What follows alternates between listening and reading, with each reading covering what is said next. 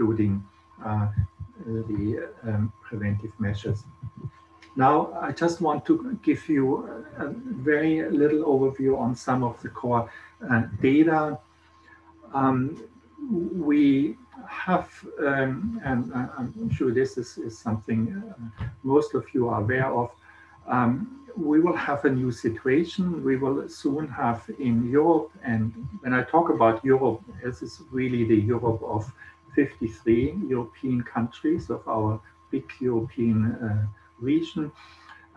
We will soon have a situation where we have more older persons, 65 plus, compared to the group of under 15-year-old, and you see these two lines here on top. They will intersect sometime around 2024.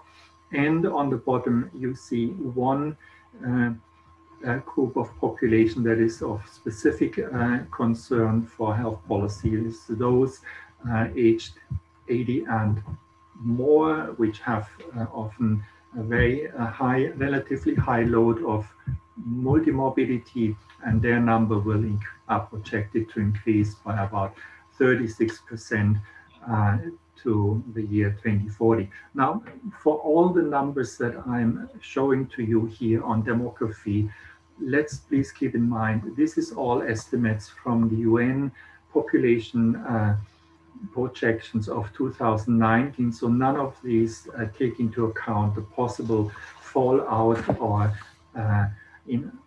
from the current pandemic. So when we look in the current projections, we have a total population in Europe that will has basically started to more or less stagnate, while the smaller line, you see those older and the older age group are continue to increase, and then their share increases. Now, unfortunately, healthy aging, when we talk about healthy aging, we know that not all additional years are spent in good health. You see this here. We compare the life expectancy and the healthy life expectancy as measured from the Global Burden of Disease project of the Health Metrics Institute. And you see two colors. Women is in red, and you see, and then male in blue. And what we show here is two lines. One on top is life expectancy and the other healthy life expectancy below. And you see there is a gap. We know that for men, the gap had in 2000 been around 8 years, and it will increase to almost 9 years by has increased by 2019. So we have a somehow increasing gap between healthy life expectancy and overall life expectancy. And you also see this for women. It's almost 1 year that the gap has increased over 20 years. And then very quickly, you also see this when we look at the remaining life expectancy at age between 60 and 64. You also see that we have a slight increase of the gap. Now, what I want to show here is just the large variety of healthy aging, of life expectancy in Europe. And this is a slightly different presentation. It shows to you at what age people can still expect to live another 15 years.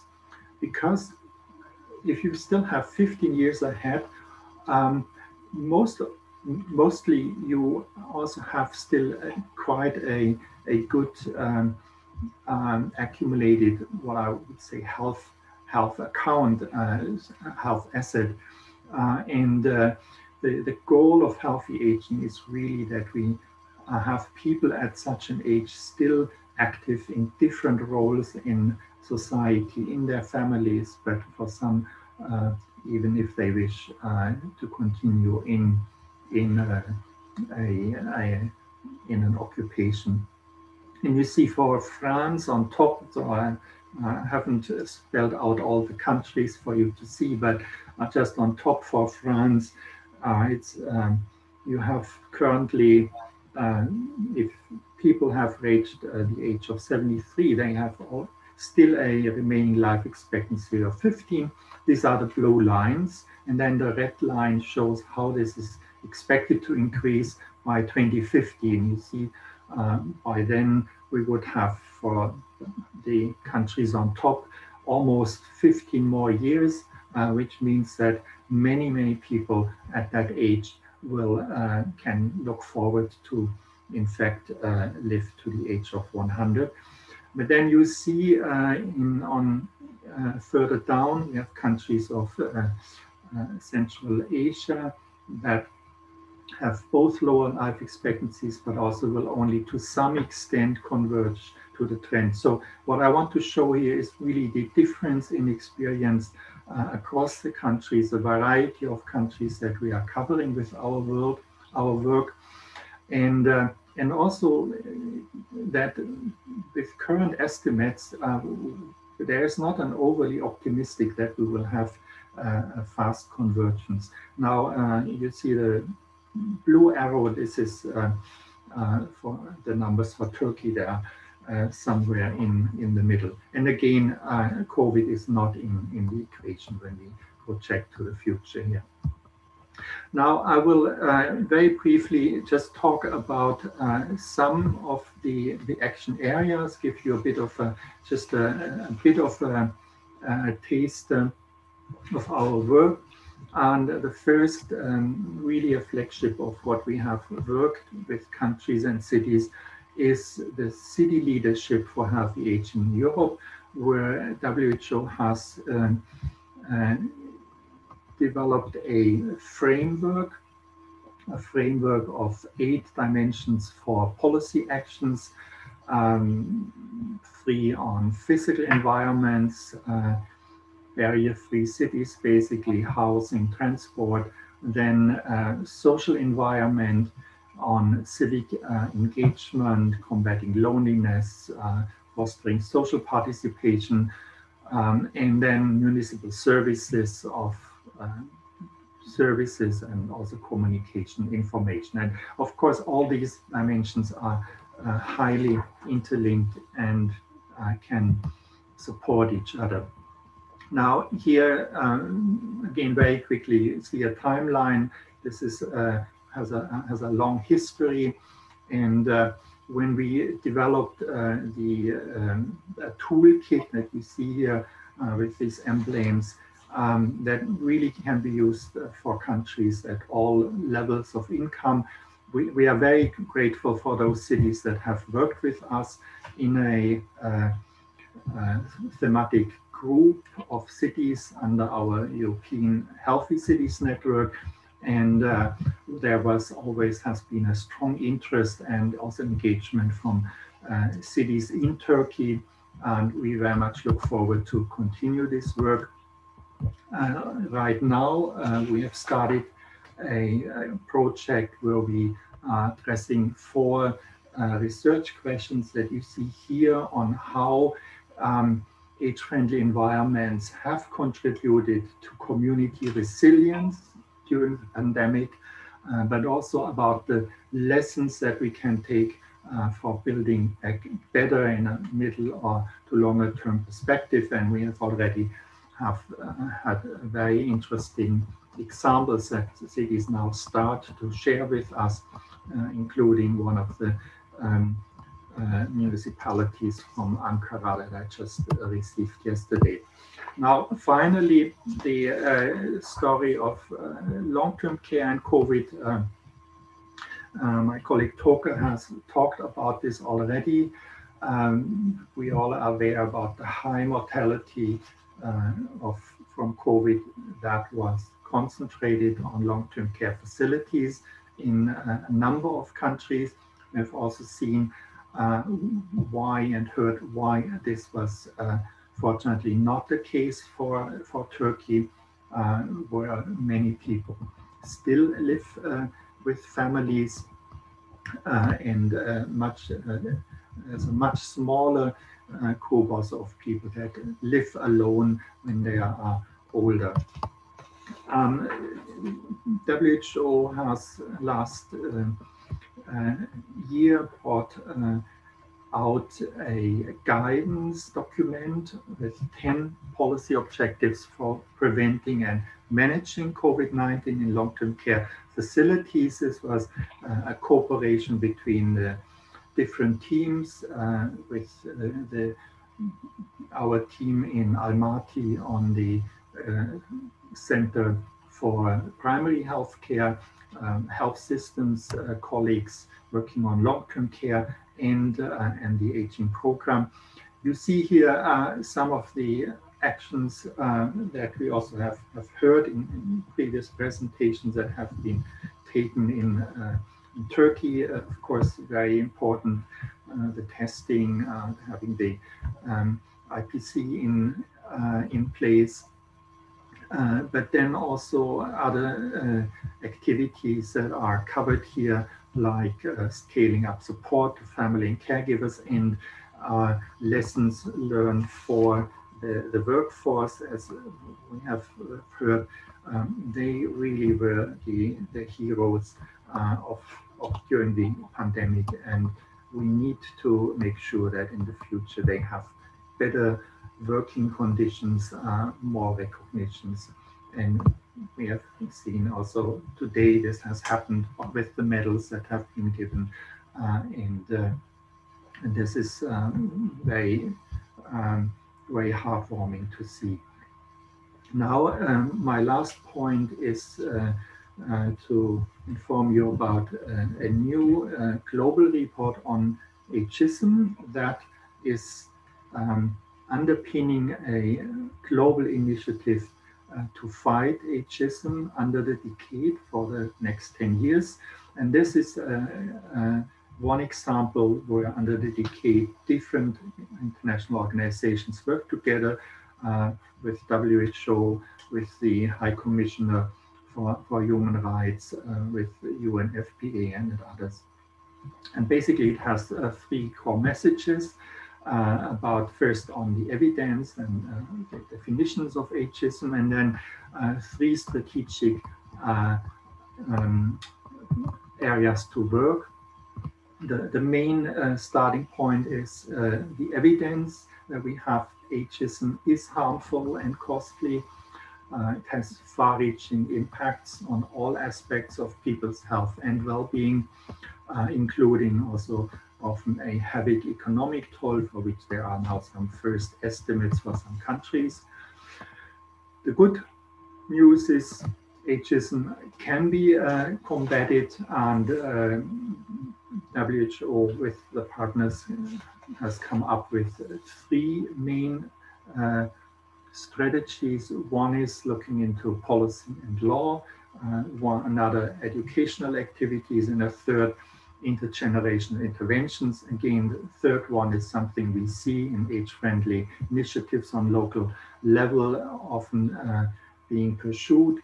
Policy and law, let's of course keep in mind that we have a different approach when it comes to discrimination, when it comes to discriminating by age. We still have mandatory retirement ages in administrations or even in some businesses. We may have restrictions to getting insurance or credit. So this is currently in the international law not considered discriminations, but in fact, of course, it is affecting older persons, and maybe over time there might be change. And then you see the recommendations, they go further. They also say we need to continue improving on data and research and to change the narratives on how we talk about aging. Now, I will close here.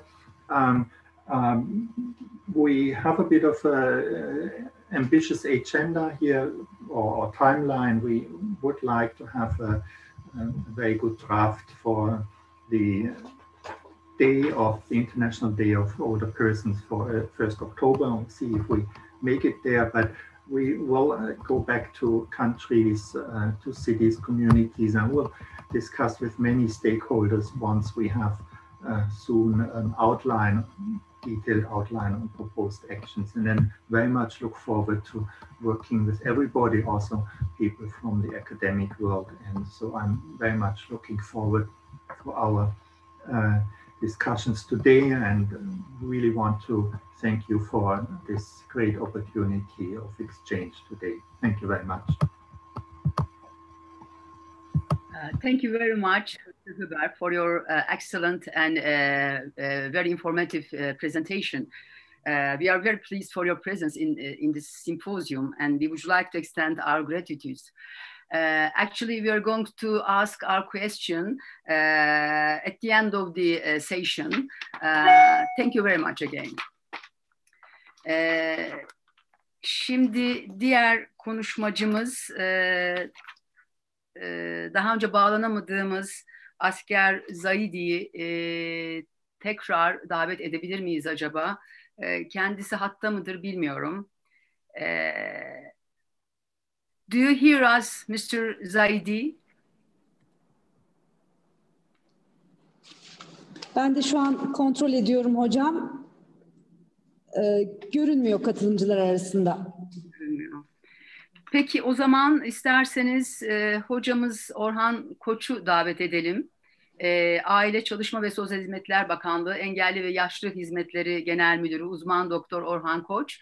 Belki daha sonra Mr. Zaidi'ye ulaşabiliriz. Buyurun hocam.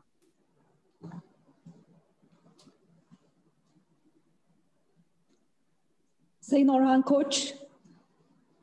Bu da mı yok? Excuse me, Mr. Hiber, could you please close your presentation?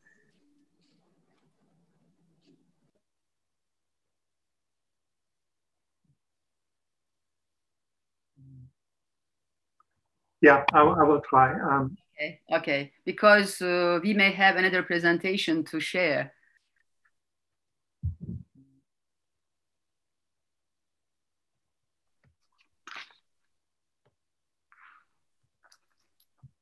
Okay, thank you. Thank you very much.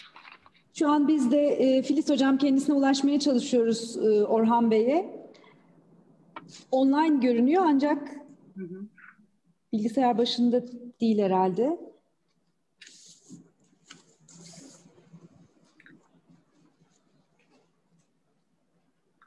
Evet, geldi mi acaba? Evet, geldi. Orhan Koç.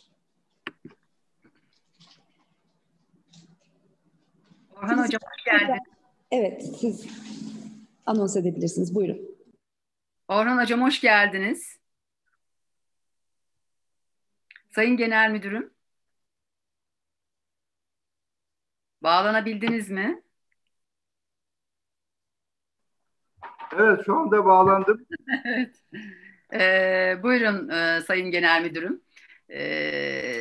Asker Zaidi bağlanamadı. Önce sizi alıyoruz. Daha sonra bağlanabilirsek konuşmalarını da alacağız. Bir sunumumuz var. Şimdi arkadaşlardan rica ettik, yüklüyoruz. Şu anda açtık. Bir şeyden de paylaştan da gir. Tamam. Tam ekran yapalım.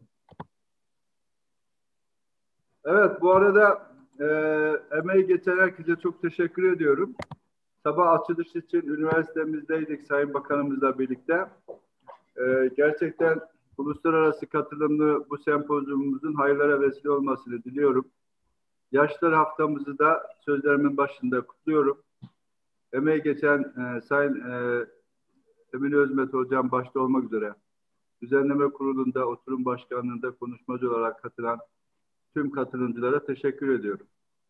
Tabii ülkemizde pandemiyle ilgili önemli bir süreci dünya ile birlikte yaşadık, yaşamaya devam ediyoruz. Bu anlamda yapılan çalışmalarımızı da kısaca özetleyebileceğimiz ve konuşmacıların geri bildirimleriyle, sunumlarıyla da hizmetlerimizi yeniden gözden geçireceğimiz güzel bir çalıştay, güzel bir sempozyum oluyor. Pandemi döneminde yaşlı refah ve yaşlılara yönelik sosyal politikalar sempozyum paneline dönemine yaşlı refah bütüncül bakış konulu sunumumuzu arz etmek istiyorum. Tabii Türkiye ülke olaraktan hızla yaşlanan ülkelerden birisi. Bu yaşlanmayı da maalesef diğer ülkelerdeki gibi yüzyıllara sari bir yaşlanma süreci geçirmiyoruz. Tam tersine hızlı yaşlanan 20 sene, 30 sene gibi bir dönemde yaşlılık olgusuyla karşılaşan bir ülkeyiz. Bu açıdan baktığımızda büyük risklerimiz ve yapmamız gereken öncelikli, hızlı birçok işimiz var. Şu anda ülkemizde gördüğümüz gibi son 10 yılda ciddi manada pik yapan bir yaşlı nüfusumuz var ve yıllara sari baktığımızda da bu nüfus hızla oranını arttırmaya devam ediyor. Bunun iki nedeni var. Birincisi doğumda beklenen yaşam süresinin uzaması. Bu da gelişmişlik indeksası önemli bir konudur. Bu şu demektir. Ülkenizdeki önlenebilir ölümleri, trafik kazaları, salgınlar, aşılamayla yapacağınız koruyucu hizmetler gibi hizmetleri yaptığınızdan dolayı yaşam süresi uzuyor. Şu anda 80'lere, 78'lere kadar uzayan bir yaşam süremiz var. Bu gelişmişlik açısından çok önemli bir gösterge. Fakat istenen gönül ister ki aynı zamanda doğum oranlarımızın da %3'lerde olsaydı da böylece genç nüfus dinamiğimizi sağlayabilseydik ama maalesef gelişmiş ülkelerde olduğu gibi ülkemizde de doğum hızları gittikçe düşmekte. Yani nüfus kendini yenilememektedir. Bu da yaşlanan nüfusun toplum üzerindeki etkilerini hızlı bir şekilde hissettirmesine, bu sigorta sisteminden çalışma hayatına, istihdamdan yaşamın bütün parametrelerini etkilediğini ortaya koyduğunu görüyoruz. Tabii ülkemizde önemli bir avantajımız var. Yaşlanan bir toplum, yaşlı bir nüfus olmamıza rağmen 8 milyona yakın yaşlımız olmasına rağmen güçlü aile yapımızın, gelenek göreneklerimizin, toplumsal yaşam felsefemizin sonucu olarak da yaşlılarımız ailelerinin yanında, çevreleriyle birlikte mutlu bir şekilde yaşamı idame ediyor. Bu açıdan baktığımızda uzun dönem bakım merkezine ihtiyacı olan yaşlarımız sadece 27.500 ve bu merkezler 445 merkezde hizmet veriyoruz. Buradan şu anlaşılmamalı, belki soru akla gelebilir. Aslında uzun dönem bakıma ihtiyacı olan bireyler var ama bakım kapasitesi yeterli olmadığından dolayı mı acaba bakım hizmet alamıyor? Hayır. Şu anda resmi huzur evlerimizin %20 kapasitesi boş. Özel huzur evlerimizin %40 kapasitesi boş. Ve biz hizmetimizin sosyal hizmet anlayışımız gereği her yaşlının kendi ilinde, ilçesinde, köyünde yaşamasını öncelediğimizden dolayı bu boş kapasitelerimize rağmen biz yeni huzur evleri de sisteme katıyoruz. Çünkü her yaşlı kendi ilinde en azından yaşlansın istiyoruz. Bu açıdan kurumsal bakım kapasitemizin düşüklüğü bizim büyük bir avantajımız. Almanya, İtalya, Fransa, İngiltere ve birçok gelişmiş ülkedeki uzun dönem bakım yatak kapasitesinin çok yüksek olduğunu, kişi başına düşen, yaşlı nüfus başına düşen yatak sayısının 15'lerde olduğunu, ülkemizde 45'lerde olduğunu biz avantaj olaraktan görüyoruz. Ve tabii ki uzun dönem bakıma ihtiyacı olan yaşlarımız genelde yaş ortalaması yüksek. Ortalama 70-82 yaşın üzerinde diyebileceğimiz yaşlılarımız yansıda olduğu gibi şu anda huzur evlerimizde kalan yaşlarımızın yaş dağılımı bu. Türkiye'de zaten 60 yaş üzerindeki yaşlılar huzur evine kabul edilebiliyor. Yakında bunu 65'e çekiyoruz. Zaten fiilen de aslında 65 yaş üstü yaşlılar kalıyor. Belki özel durumlara göre daha düşük yaştaki yaşlarımız kalabiliyor. Tabii ya, kurum bakımındaki yaşlılarımızın eşlik eden birden çok hastalığı var. Tanıları var. Bunların başında kalp damar hastalıkları gelmekte. Hemen ikinci sırada ise Alzheimer gelmekte. Tüm dünyanın gerçeği olan Alzheimer, mücadele edilen konu olan Alzheimer bizim ülkemizde de uzun dönem bakımları merkezlerinde en önemli konularımızdan birisi. Bu noktada da ciddi çalışmalar yapıyoruz. Biraz sonra onlardan bahsedeceğim. Yine diğer eşlik eden tanılarda yansıda mevcut. Covid ile ilgili bu slaytı belki daha sonra gelsek.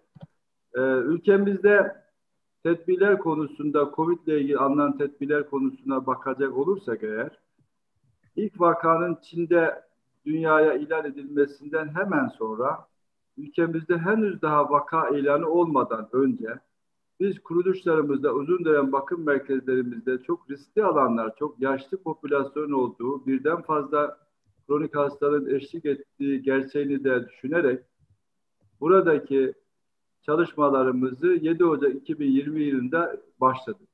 Ve bir resmi yazıyla bütün kuruluşlarda, resmi özel belediye eğitimden sağlığa birçok eğitimlerin başlatılmasını sağladık. Sonra 28 Şubat 2020 yılında yine Türkiye'de henüz daha vaka ilan edilmeden önce bazı kısıtlarımızı getirmeye başladık ki bu özellikle ziyaret kısıtlarıydı. Böylece biz aslında kuruluşu ve çalışanları gelecek olan pandemi dalgasına hazırlıklı hale getirmeye başladık. Özellikle lojistik desteğimiz açısından ihtiyaçlarımızı görmek, gidermek, eksiklerimizi gidermeye çalıştık. 10 Mart'ta ise zorunlu olmadıkça kuruluştan dışarı çıkmamak ve kuruluşa da personelin dışında kimsenin girmesini yasaklayacak düzenleme yaptık. Tabii Türkiye'deki ilk vaka ilanından sonra biz de 26 Mart 2020'de bir rehber şeklinde daha geniş tedbirleri içeren rehberimizi yayınladık. Buradaki bu süreçteki felsefemiz şuydu. Evet, kuruluşlarımızdaki personelimizi, yaşlılarımızı sürece hazırlayalım, eğitimlerini yapalım. Kuruluşun ihtiyaç duyduğu lojistik desteği, maske, malzeme, temizlik malzemesi gibi bunları temin edelim. Kuruluşumuzdaki ziyaret kısıtlarına yaşlımızı yavaş yavaş alıştıralım. Çok ihtiyacı olmadıkça diyaliz gibi, kemoterapi gibi, kanser tedavisi gibi hastane süreçlerine gitmesi gereken yaşlar haricinde ziyaretleri, dışarı çıkışları kısıtladık. Bu dönemde de bütün personelimizin bu eğitimlerden geçmelerini sağladıktan sonra yaşlılarımızı günde 4 defa ateş, nabız, solunum, daha sonra eklediğimiz işte koku alamama, tat alamama, halsizlik gibi çünkü çok fazla bulgular oluştu süreç içerisinde. Bunların takibini yapmaya başladık. Ve tabii pandeminin Türkiye'deki yayılım hızına göre tedbirlerimizi artırdık. Önceliğimizi koruyucu önleyici kısma koyduk. Yani virüsün kuruluşa girmesini engelleyici tedbirler aldık. Bunlar işte ziyaret kısıtı olduğu gibi. Fakat toplum içerisindeki dalganın, pikin seviyesine göre toplumdan izole olamayacağımız gerçeğiyle de yola çıkarak ihtiyaç duyacağımız izolasyon kuruluşları oluşturduk. Çünkü mevcut kapasiteye ilave bir kapasite oluşturmamız gerektiği ortadaydı. Bunun için de biz izolasyon odası kavramını, izolasyon katı nedir, riskli kuruluş nedir bunları tanımladık. İzolasyon odası kuruluşun içindeki bir odanın, izolasyon katı kuruluştaki komple bir katın, riskli kuruluş ise kuruluşta bir tane pozitif vakanın veya şüpheli bir vakanın olması durumda o kuruluşu riskli kuruluş kabul ettik. Tabii riskli kuruluş bizim için önemliydi. Burada ne yapmamız gerekiyordu? Bulaş algoritmalar yeni yayınlanıyor. Filyasyon ekipleri yeni kuruluyor. İşte Türkiye'de vakalar işte İzmir'de bizim ilk huzurevi vakamız İzmir'de oldu. Hemen ilk Türkiye'deki vaka açıklandıktan birkaç gün sonra İzmir'de vaka oldu. Bu da demek ki daha önceden bir enfeksiyon söz konusuydu. Riskli kuruluşlarda yaptığımız en önemli şey bir defa tüm kuruluşun teste tabi tutulması. Bir tarama testi yaptık ki o zamanlar ülkelerde test çok zor bulunuyor, çok zor yapılıyor. Bizim ülkemizde de aslında teste erişim o dönemlerde çok kısıtlı. Fakat biz bütün kuruluşlarımızı Sağlık Bakanlığımızla işbirliği testlere tabi tuttuk ve en ufak şüphesi, bulgusu olan yaşlımızı ise sağlık tesisine alarak, hastaneye alarak tedavisini yaptık. Bu bizim için çok önemli. Zira bildiğimiz gibi bütün ülkelerde yaş triyajı uygulandı aslında. Ama bizde tam tersine yaşlılarımıza VIP hizmeti verdik. Bu sağlık sistemimizin güçlü ve yaygın olmasının sonucuydu ve bu avantajımızı çok net bir şekilde kullandık. Tedbirlerimize biraz daha sıkılaştırdık. Çünkü baktık ki toplum içerisinde İstanbul'da, İzmir'de, büyük illerde sayılar gittikçe artıyor. Personelimiz bizim evden işe gidip geliyordu. Normal mesaisiyle hizmet veriyordu. Bu bizim için en önemli risk alanıydı. Çünkü virüs girişiyle ilgili bütün yolları kapatmıştık. İçeri gelecek lojistik mutfak malzemesi dahil dezenfekte edilerek giriyordu. Belli bir süre 4 saat, 5 saat bekletiliyordu içeri alınmadan. Kuruluştan kimse dışarı çıkmıyordu zorunlu olmadıkça. Bütün periyodik takipler yapılıyordu ama açık kapımız, risk alanımız personelimizdi her zaman olduğu gibi, her yerde de olduğu gibi.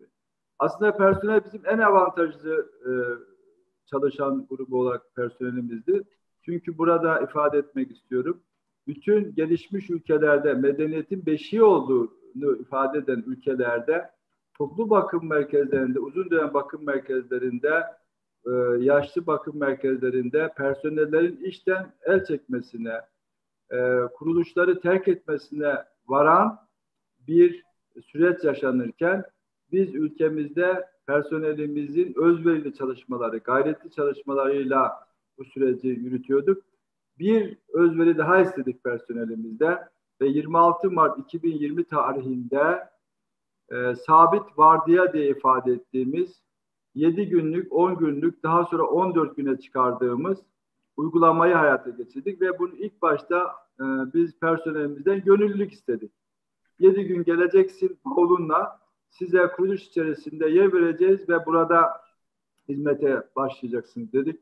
Bütün personelimiz gerçekten özverili bir şekilde, belki yaşlısı evinde, annesi evinde, çocuğu evinde daha fazla bu dönemde kaygı ve endişe yaşıyorken ve annesini, sağlıktaki hemşiremizi, fizyoterapistimizi, bakım personeli daha çok yanında görmek isterken biz onlardan fedakarlık istedik ve kuruluş içerisinde sabit vardiyayla evine hiç gitmeden hizmet vermesini istedik.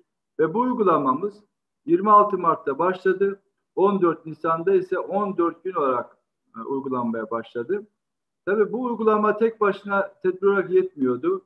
Çünkü personelin de pencere dönemi, personelin de COVID olma durumu söz konusu olabilirdi. O zaman ne yaptık? Vardiya öncesi bütün personellerimize PCR testi yaptık. Bunu bütün ülkede çapında yapabilmek, bütün ülkede periyodik yapabilmek çok kolay değil. Ve bunu ücretsiz bir şekilde sağlayabilmek, bu açıdan sağlık sistemimizin güçlü olmasını burada da tekrar gördük. Sağlık Bakanlığımıza, işbirliğimize çok da teşekkür ediyoruz. Gerçekten çok güzel bir işbirliği yaptık. Ve bu şekilde pozitif olan vakalarımızı, personellerimizi kuruluşa almadan izolasyon tedbirleri ve diğer tedavi süreçlerini yaptırmaya devam ettik. Bu PCR testi bizim için çok önemliydi. Gerçekten kuruluşu içerisindeki vaka olduğunda veya şüphelenildiğinde veya vardiyaya giren personelimizin her vardiya öncesinde, hatta vardiya çıkışlarında da test yaptırdık ki acaba giriyorken negatif olabilir ama pencere döneminde olabilir. İçeride pozitifleşmiş olabilir. Biz bunu erken teşhis edelim. Çünkü biliyorduk ki evet, koruyucu tedbirleri yaptık ama virüs, bu salgın mutlaka önlenemez bir yayılımı olacaktır. Fakat hiç olmazsa huzur evi içerisinde yayılım hızını azaltalım, keselim. Bunu da yapamıyorsak erken teşhis koyalım ve erken tedaviyi başlatalım. Yaşlılarımız için bu çok önemli olduğunu biliyorduk ve bu şekilde yaptık. Tabii yaşlılarımız bu süreçte huzur evi içerisinde kalmıyor olmaktan, sevdikleriyle buluşamamaktan dolayı psikososyal etkileşimleri olacağını da düşündüğümüz için birçok etkinlikler yapmaya başladık. Ve bu süreçleri hep beraber toplumdaki diğer gelişmelerle birlikte takip ettik. Ve Eylül ayında 2021 Eylül itibariyle biz biraz daha kuruluşlarımızda etkinlikleri artırmaya başladık. Çünkü biraz daha ülkemizde de pandeminin seyri buna elverişliydi. Fakat bu süreçte maalesef istediğimiz bu normalleşmedeki süreç Eylül'den sonra da maalesef salgının seyri daha da hafiflemedi. Aynı devam etti belki. Bunun için tedbirlerimizi devam ettirdik. Burada özet bir tablo var. Ne yapmışız? Bu dönemde 2130 yatak kapasiteli ilave bir kapasite oluştu. Çünkü talepler oluştu. Ve sosyalizasyon kuruluşlar dediğimiz bunlar tamamen ruhsatlı huzurevi ve engelli bakım merkezleri. Yani tüm donanımsal ve mimari açısından ve personel açısından nitelikli olan kuruluşlar. Bu çok önemli. Yine bir başka konu vardı. Hastanede tedavi görmüş, yatağa bağımlı olmuş, COVID olmuş veya olmamış. Taburcu edilecek ama gidecek yeri yok. Ailesi almak istemiyor. Herkes tedirgin, kaygılı. Ve bizim tabii huzurevine kabul kriterlerimiz var. Özel engelli bakım merkezlerine kabul kriterlerimiz var. Bir kanuni düzenleme yaparak bu süreç içerisinde hiçbir kurala bakmadan sadece ve sadece bakım ihtiyacı var mı? Kurumsal bakıma ihtiyacı var mı? Tek kriter olarak bunu kabul ettik ve bu şekilde hastanedeki, evdeki veya bir mekan olanlar için ayrı bir düzenleme de yaptık. Bunların tümüne hizmet vermeye başladık. Evsiz diye ifade ettiğimiz Avrupa'da çok daha yaygın gördüğümüz yaşlı veya bireylere yönelik ise yeni bir düzenleme yaptık. Valiliklerimize gönderdiğimiz genelgeyle Sayın Bakanımız Zehra Zümrüt Selçuk Hanımefendi'nin direktifleriyle valilerimize dedik ki bir mekan olan, evsiz, bir çare olan yaşlı ve engellilerimizi veya genç bireylerimizi otellerde, misafirhanelerde tamamen ücretsiz bir şekilde bu dönemde bakımlarının sağlanmasını talimatlandırdık ve bu şekilde de hizmetler yaygın bir şekilde bütün illerde yapıldı. Tabii bu pandemi döneminde her zaman biz yaşlarımızı önceledik. Toplum içerisinde ilk tedbir alaraktan sokağa çıkma kısıtını koyarak 65 yaş üstü yaşlarımızı aslında koruma kalkanı altına aldık. 20 yaş altındaki gençlerimizin yine yaşlarımıza virüs getirme riskinden dolayı kısıtlar koyduk. Bu dönemde otizm gibi özel tanılı engellerimizi özel istisnalar yaparak etkinliklere ve sokağa çıkmalarını, park bahçeye gitmelerini sağladık. Yine aynı dönemde evinde yaşayan 60 yaş, 65 yaş üstü yaşlarımızın sokağa çıkma kısıtı konduğunda toplumsal bir hareket başladı. Refahi Sosyal Destek Programı denen ülke olaraktan bir başka ülkede uygulama ihtimalinin bence çok mümkün olmadığını belki araştırırız, akademisyenlerimiz araştırır, Dünya Sağlık Örgütü de araştırır. Böyle bir halk hareketi, bir seferberlik yapılabilmiş mi diye. Çünkü ilk sokağa çıkma 65 yaş üstü kısıt genelgesi yayınlandığı gece daha tam da o anda Refahi Sosyal Destek Programı'nın da ilanı yapıldı. Neydi bu? Bu aslında şuydu. Toplum olaraktan bir kenetlenme, yaşlısına, ihtiyacı duyan bireyine evinde tüm ihtiyaçlarını, zorunlu ihtiyaçlarını gönüllü bir şekilde temin etmeyi sağlayacak bir seferberlik.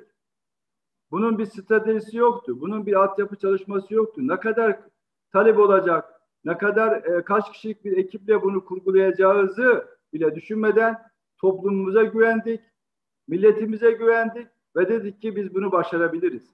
Gerçekten o gece ki ekipte bulunma şansına sahip olan kişilerden biriyim. Bu genelgeyi yazarken bu duygularla yazdık. Sayın Bakanımız Zehra Zümrüt Selçuk Hanımefendi, Sayın İçişleri Bakanımız Süleyman Soylu Bey, toplantı yaptık heyet olarak. Evet dedik biz bunu yapabiliriz.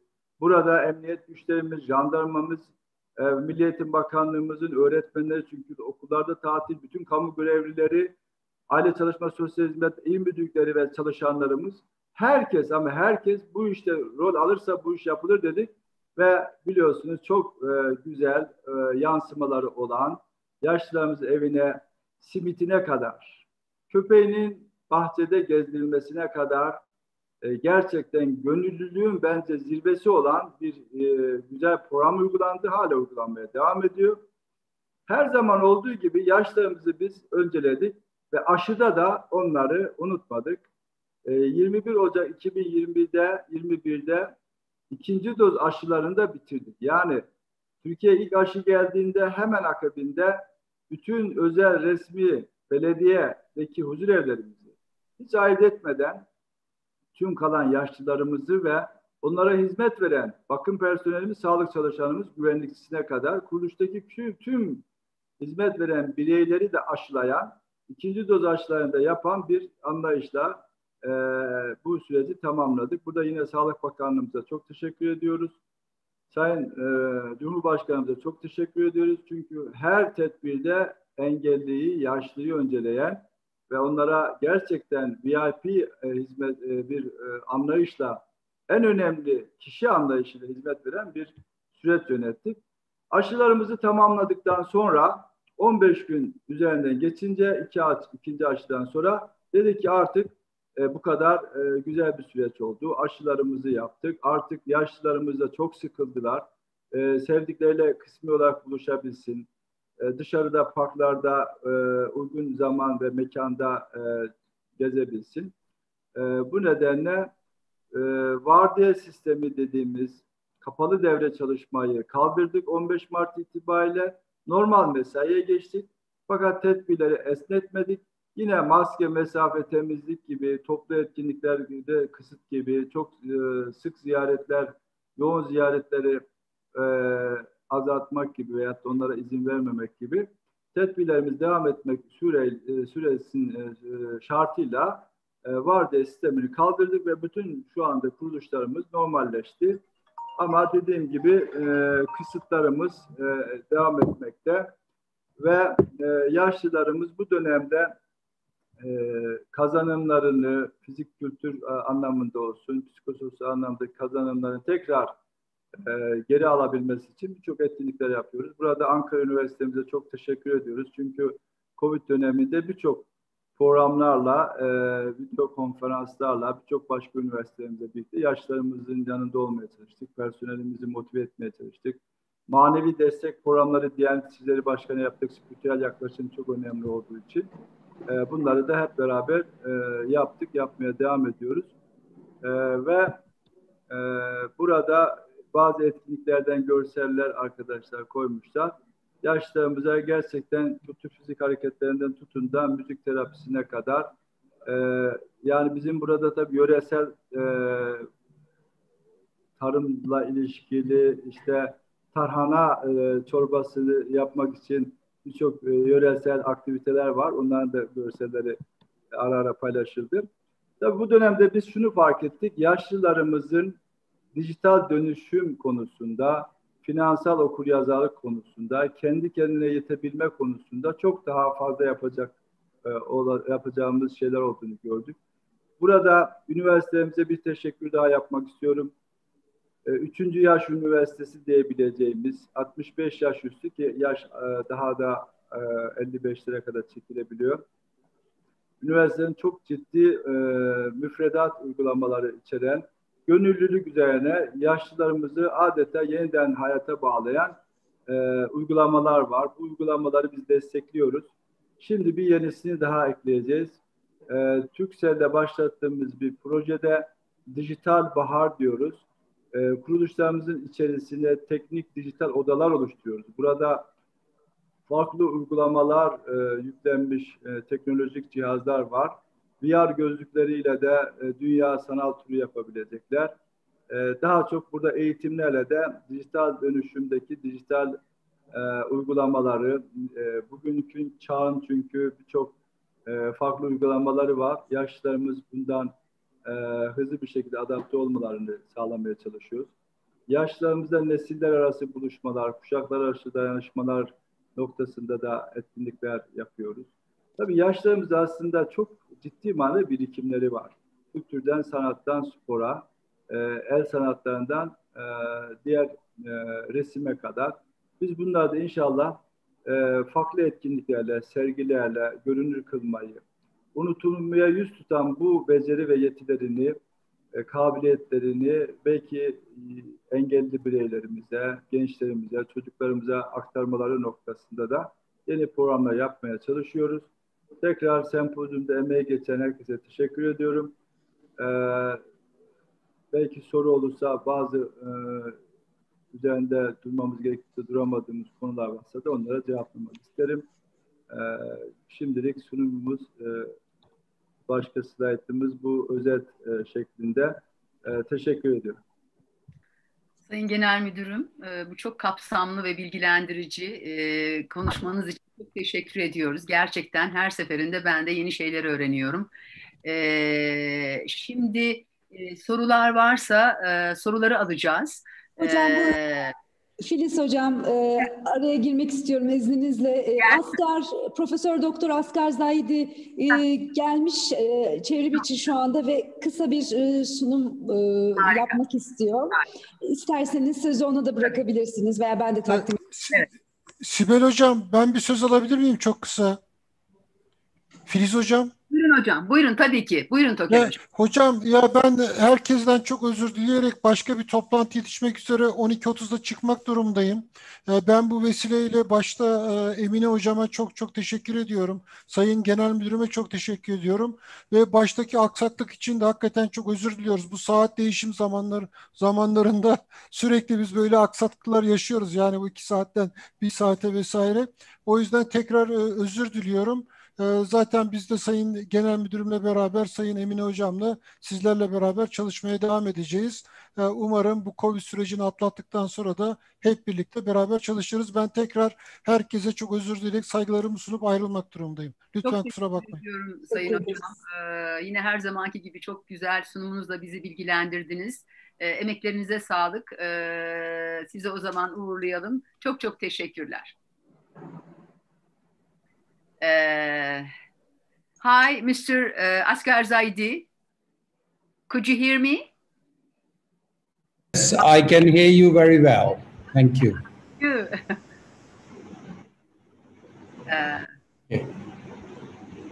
Okay.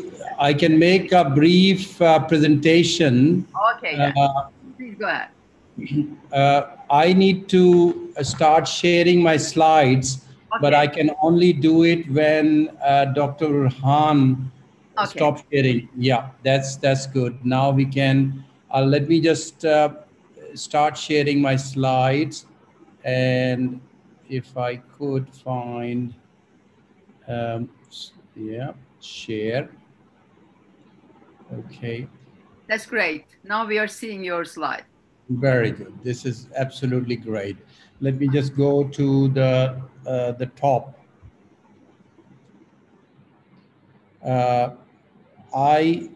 Please also let me know how much time I have. Actually, we have to finish at just 15 minutes. It's okay for you? That's fine. Absolutely fine. I would take even less. Okay. Thank you. Very quickly, thank you so much, especially to my sister, Professor Dr. Emine Osmet, and to you, Professor Dr. Fields, to give me this opportunity. As some of you may know, I have done work on topics related to older persons all over the world. And when I came back to my own homeland in Pakistan almost 15 months ago, I was surprised how little work has been done in Pakistan, how unaware people are of the challenges and opportunities linked with population aging, because it's a country with high fertility, but that doesn't mean that we don't have population aging challenge happening in the future.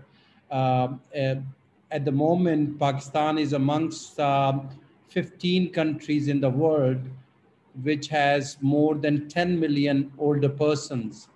And by 2050, Pakistan would be one of 5 countries in the world which would have more than 40 million older persons.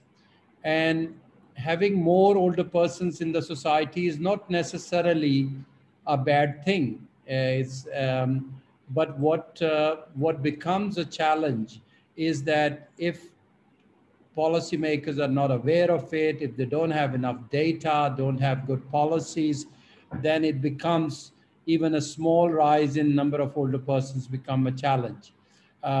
So that is unfortunately the case in Pakistan. And then COVID happened. And with all the impact on older persons, that made it even worse, that the vulnerable group became even more vulnerable. So let me just very quickly give you a brief introduction of what is the situation in Pakistan, and then we move forward.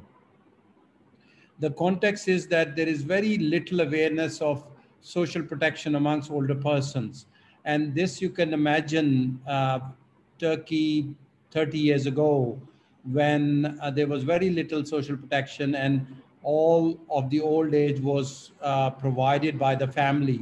In many of the cases in Turkey, you would also see that it's the family rather than the formal social protection system that provides for older persons.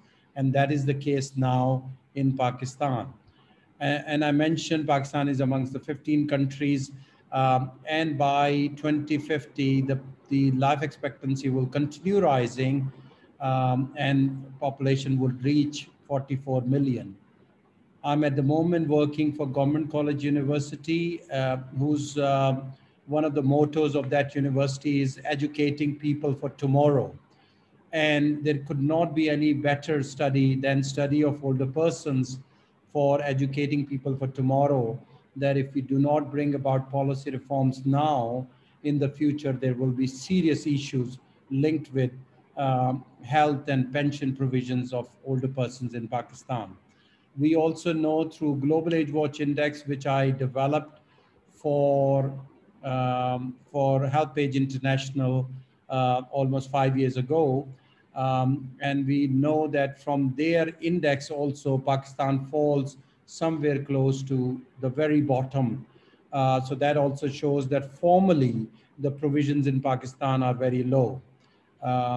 You would be interested to see that Turkey is ranked 75th in the 4th column. So Turkey is also not very well placed in terms of the Global Age Watch Index, which provides us a global comparison of well-being of older persons. If we go further, okay, we know that the Sustainable Development Goals give us a new hope that we could actually bring about reforms for older persons. In particular, 2 pledges were made in the 2015 agenda, which is no one will be left behind. And very many of us often talk about that pledge.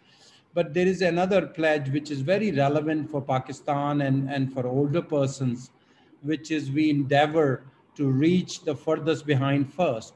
And this is where we have to understand better that those groups which are vulnerable, like older persons, there is a moral case that no development can be sustainable if we don't endeavor to reach them first.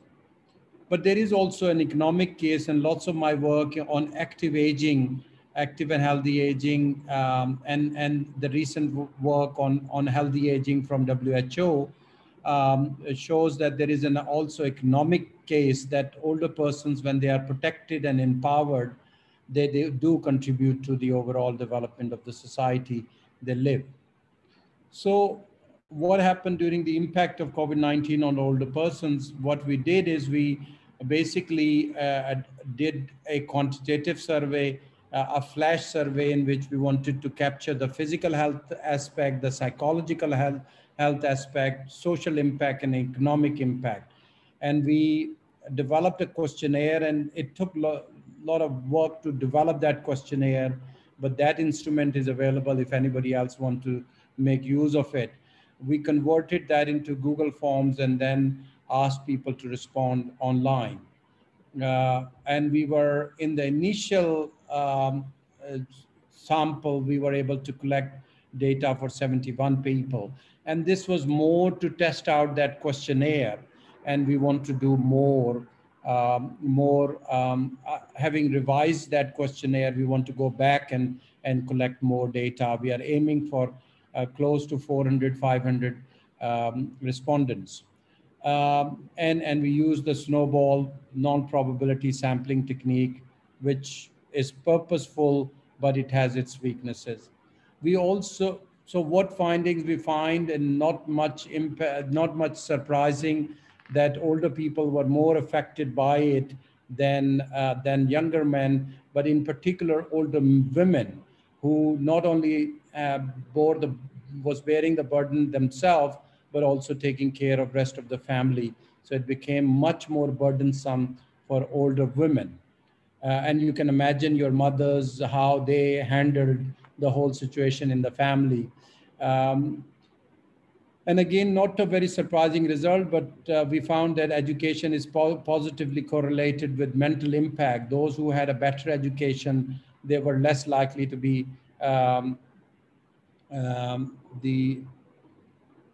in fact, those who were, there was a positive correlation. Those who had better education, they were affected more in terms of mental health. So they were more aware and conscious, and they were affected more. And family income was negatively related. Those who could buffer with their family income the impact of COVID-19, they were more successful. What was more interesting for me was the qualitative work. And we are still developing that instrument, but we developed a qualitative interviewing instrument, and we would wish to complement that qualitative instrument with the quantitative survey that we are doing. At the moment, we have done 6 qualitative interviews with diverse, as much as possible in the 6 people, diverse educational, professional, and socioeconomic backgrounds. We used a well-rehearsed method of thematic analysis. We used transcriptions and then defined different themes and sub-themes. Those who are aware of qualitative research methods, they will appreciate that we could draw out 6, 7 strong themes from our qualitative work. And not surprisingly, of course, people's physical health was affected, but more interesting was the restrictions, what was the impact of restrictions on social interaction, and what psychological impact. And in the Pakistani context, and I guess that would be true for Turkey as well, how religion became a coping mechanism, what role media played, and in what way family offered support and elderly care. So I will just point to some key findings, but as you could imagine, we are still developing this instrument, and we are still, we want to carry out more interviews and surveys to draw out better results. The qualitative study highlighted that the physical and mental health impact, but also the social and economic impact on the lives of older persons. And we found that not a single aspect of senior citizens' life remain unaffected because of the joint family system, even if they were not working in the market. If somebody in their family lost income, then the whole family got affected. So in that way, they were all affected. All aspects of older persons was affected, including the economic impact. There was one positive aspect, and that was that older people became more conscious about their protection and their survival. So there was a heightened sense of self-protection and survival. And that could be seen as a positive impact of this crisis, that people became more aware of their rights and more aware of how they can go about protect their health and continue enjoying social interactions. Of course, there was still lots of anxiety in day-to-day interactions. And the heightened risk of contracting the virus made people more anxious, fearful, and depressed. And we found in this second surge, in some of the interviews that we have started doing in this second surge, that in fact there is less anxiety now. There's more positivity from the disease, that even if older persons, despite their weak immune system, even if they contract virus, they still can survive from it. Whereas in the first surge, there was a lots of fear that once older persons get contracted, they would lose their life. And the biggest impact we found was the social disconnectedness, because that created a kind of social crisis that older people were looking in particular. Despite living in large families, they felt that they felt social isolation, even in societies like Pakistan. What we found that many of the impacts will linger on for a while. So even if we get rid of virus tomorrow and through this magic vaccine, there will be lingering effect, and we would need specialized services so as to care for older persons in the years to come. I would stop here. I have already taken more than 10 minutes, but you can imagine that one of the best things that happened from this work is that we were able to develop two instruments, one a survey instrument and one a qualitative instrument. And initial results show that those instruments are quite powerful. And I hope we will continue using those instruments in the future. And I would look forward to a collaboration with our Turkish partners so that we could do similar comparative study in Turkey. Thank you so much. Filiz Hocam, mikrofonunuz kapalı sanırım. Thank you very much, Mr. Zaidi, for your excellent and comprehensive study, which also included interesting objective survey results. Thank you sharing it for us, with us. By the way, we would like to congratulate you for your awarding today. It's honored for us. I can show you my medal in the session. Actually, now we are. I have to open a discussion for having some question or some comment coming from both sides.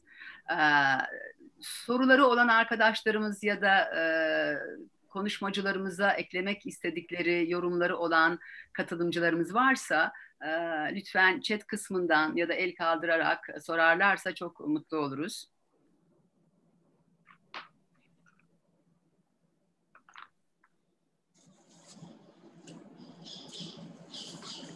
Mr. Zaidi and Mr. Huber, do you have any question to Mr. Orhan Koç or any comment? No. By the way, I'm going to check whether to have any question. No. I can ask a question to Mr. Huber. Mr. Huber, are you still online? Yes, thank you. I would like to ask a question. You mentioned about WHO roadmap and also action planning in different perspective for action planning of healthy aging in Europe. In this context, do you also have any action planning for healthcare professional burden to support them in this pandemic process, or maybe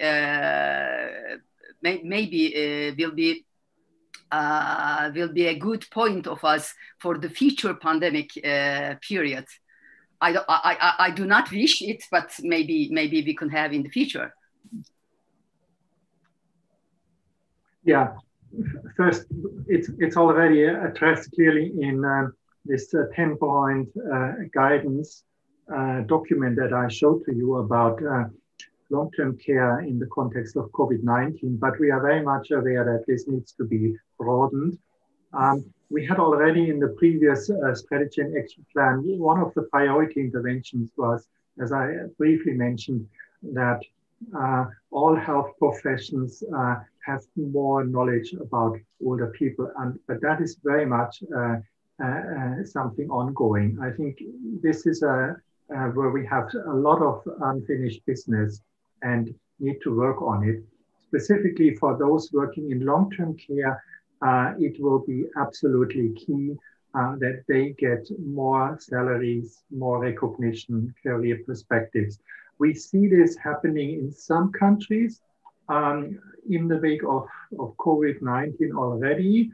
We see additional promises made in some policies, but I think we need to altogether closely monitor that this is not forgotten after hopefully the one day we are behind the pandemic. Thank you. Thank you very much. Başka soru var mı? Herhalde yok hocam.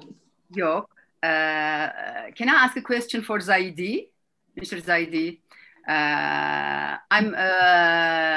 I'm very happy to see the survey results of your research.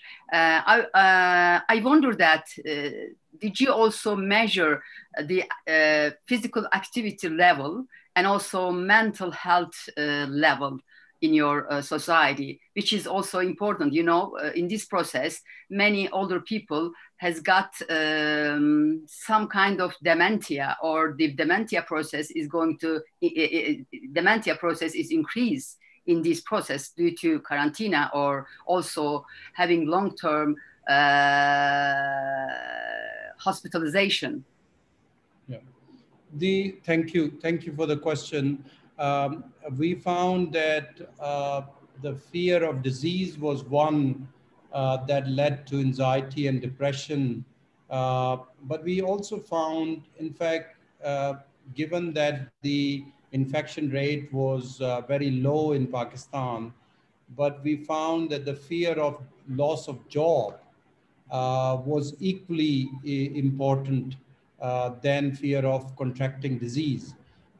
And many people who lost jobs were more depressed and anxious.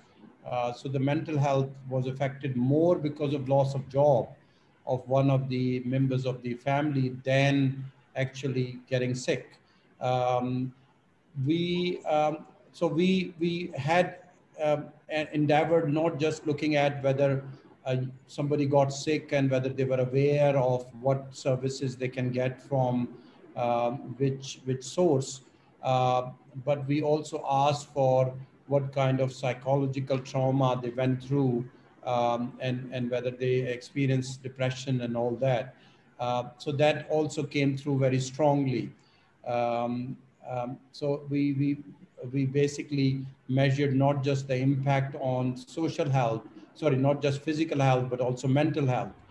But then came also the social health phenomenon, which is that lots of people got really depressed and anxious because they lost their day-to-day connections. So that also created lots of anxiety. In Pakistan, there's a less of a problem of social isolation, as we see in Europe, in particular in Britain. But because of COVID-19, we saw the phenomenon of social isolation emerging, because people, for their own welfare, older people were left without any connection. And there was some positivity as well. We saw more often older people were using ICT. So they were getting more used to, for example, making Zoom calls. And as those who never opened laptops before were able to actually connect because out of the need, because there was otherwise no contact. So in that respect, there was a positive development that people got more aware of different means of social connections, and they were able to, in that way, become more conscious of their own self-protection and survival. Thank you very much for your answer. Başka soru ya da katkı? Do you have any comment or any question? Hocam benim bir sorum olacak. Duyabiliyor musunuz beni? El kaldırdım ama görmediniz herhalde. Benim Mr. Zaidi'ye sorum olacak. Hi, Mr. Zaidi. It's really nice to see you here, and congratulations on your award. I have a question for you. And you said that you developed a tool for this survey, you know, like to measure the effects of COVID-19 on older people. And I believe the whole world needs such tool, you know, to measure this effect. I was wondering if it would be possible to apply these tools to other cultures, and maybe with the cooperation with the WHO, like create a universal tool that can be used in every single country that is also available for comparison. That is my question. Thank you. Thank you, Dr. Boshu. It's a very important question because we realized, although later on we found such flash surveys were available elsewhere, but we felt we have to reinvent the wheel, and we did it, and we're still developing that questionnaire further, and it has to be a questionnaire. One of them is a quantitative questionnaire, and the other is the guidelines for qualitative interviews. And lots of it has connections with the religion as a coping mechanism in this context. And so in that respect, a natural other context would be Turkey or any similar Islamic country where we could see how religion offer, Islam as a religion offer a coping mechanism in such challenging aspects. I would be very happy to share that. It is still under construction, and if we could form some kind of consortium where we could put some input into the development of that questionnaire and we could all own up to this questionnaire, that would be most interesting. So I would offer this to you and to Dr. Emine, if you could at least see this first draft of a questionnaire and the guidelines for qualitative, and see if you want to add something, and if we could do then a comparative study, how, because Turkish social protection system and public healthcare system is so much better. You could still argue that a lot needs to get better in Turkey, but compared to Pakistan, you are quite ahead. So in that respect, that would be a quite interesting comparison for us sitting here, seeing what we can learn from Turkey. Thank you very much. Thank you very much, Mr. Zaidi, for your sharing your ideas and then trying to have some connection between Turkish researcher. That will be great for us. We will be so pleased to work all together as a cultural aspects, a kind of bicultural aspects. Okay. Actually, now we don't have any question anymore. And then now our time is finished already. I would like to close this session, but I would like to extend my gratitude to our international speakers. It was a great session for us. We have been informed very much and we share our ideas. Thank you very much for your invaluable contribution. Thanks a lot. Çok teşekkür ediyoruz. Ben de sayın moderatörümüze çok teşekkür etmek istiyorum. Oturum başkanımız Profesör Doktor Sayın Filiz Can ve konuşmacılarımız. hepsi sunumlarını, konuşmalarını gerçekleştirdiler ve bu oturumun sonuna geldik. Pandemi döneminde yaşlı refahına bütüncül bakış. Bir sonraki oturumumuz saat 13.30'da gerçekleşecek. Pandemi döneminde yaşlılar ve iyilik hali başlıklı oturumda görüşmek dileğiyle tüm katılımcılarımıza tekrar teşekkürler. Şimdilik hoşçakalın. Thank you so much. Çok teşekkürler. Hepinize çok teşekkürler katılımlarınız için.